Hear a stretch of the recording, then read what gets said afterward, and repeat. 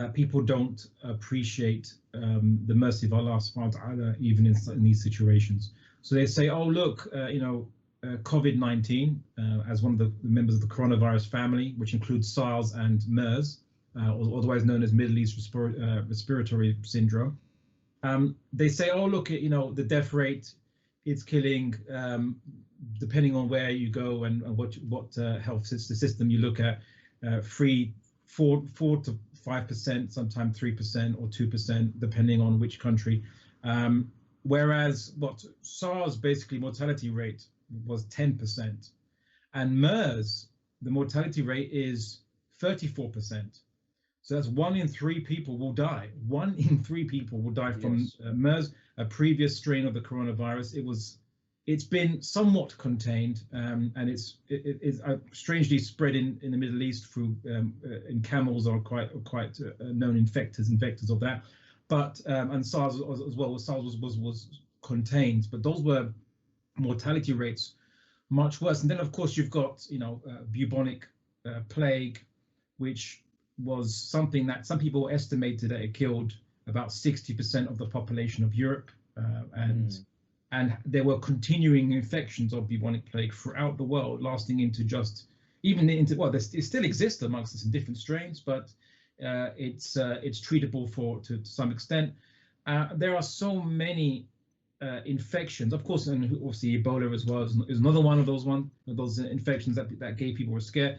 I think why I mention this is firstly because people seem to have a short memory from human history. I mean, it's part of the word insan to describe us, from the Arabic word nisyan to mean, forgetful, right? We're very forgetful. Yes. That 101 years ago you had Spanish flu, and Spanish flu, the mortality rate of Spanish flu was actually around 0.1% or roughly. So it was similar, but it was just so widespread that it killed people just by numbers, right? Just by the numbers. And I think 1 in 3 people in this planet was actually infected by Spanish flu. And I think what this serves firstly is that human beings generally seem never to be appreciative, right? That things could have been so much worse. They don't understand, generally speaking, how precarious life is in this universe. And Allah subhanahu wa ta'ala, for all these atheists that think that science can solve all their problems, and they now are independent and are not vulnerable, like the verse in the Quran which talks about this person who was ungrateful and did kufr because he thought he was self-sufficient, right? He thought himself to be self-sufficient. And this is a reminder that basically, and this is a very small reminder, by the way, that we are actually very precariously poised, not just even about pandemics or contagions, but also, for example, all it takes is one super volcano to emerge and basically cause not a mass extinction event. You could also have an asteroid that hits us, and if people think asteroids are very uncommon or rare, the Oort cloud surrounds the solar system. It is basically a sphere filled with asteroids, rocks, and when some of them get knocked and do kind of elliptical orbits, they are basically sometimes referred to them as comets, right? But there are so many space rocks out there. There's the Juniper Belt, of course, the usual, obviously, culprit for asteroids kind of being flung around. I mean, our moon is created with so many impacts just to demonstrate. And that's just the moon. What about Earth? We don't understand. We don't fully appreciate. I mean, the sun could get brighter by 1% and cause extinction. It is slowly getting brighter, by the way. It's slowly getting hotter, but it will take maybe about 1 billion or 2 billion years for it to get for it to be something quite significant, or a couple of millions of years for it to be quite significant enough to cause issues. So we just really don't appreciate how precarious life is. And subhanAllah, I mentioned it in a lecture I gave about the modern world and how Islam can address the modern world. And I said that when people think that Islam's is something in the past, but we humans have used secular worldviews, and we've used the studies of science, which obviously they didn't really look into where they got their science from, of course, but they thought, well, we've solved problems epidemics, contagions. We have treatments for these things. We've moved ahead, and yet the death rates in modern day West are increasing. People say that cancer, 1 in 2 people now. Before when I first heard about this, it was 1 in 4. Then it became 1 in 3. Now 1 in 2 people in their life will experience some form of cancer.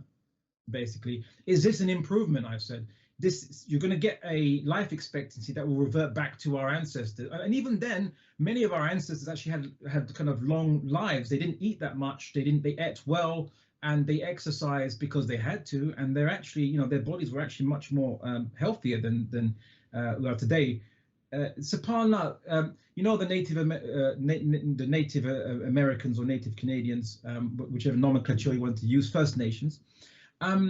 They were very vulnerable to diseases that Europeans brought, but before the Europeans arrived, they actually hardly experienced illness and disease. Their immune system wasn't prepared for people that came from cities that were basically petri dishes, incubating a whole host of diseases. Cities have always been where diseases come from, right? Historically speaking, because they're just petri dish, right?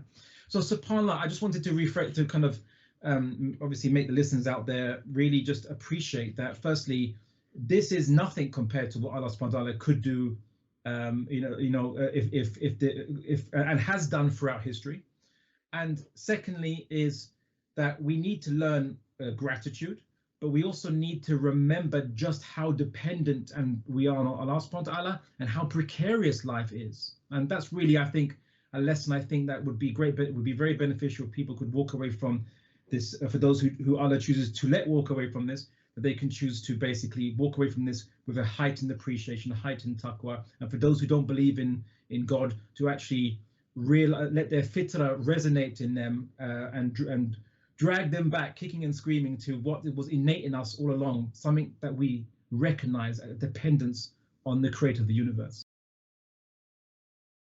Do I feel that the New York police are providing enough protection, or do I have to have protection of my own? I look for protection from Allah.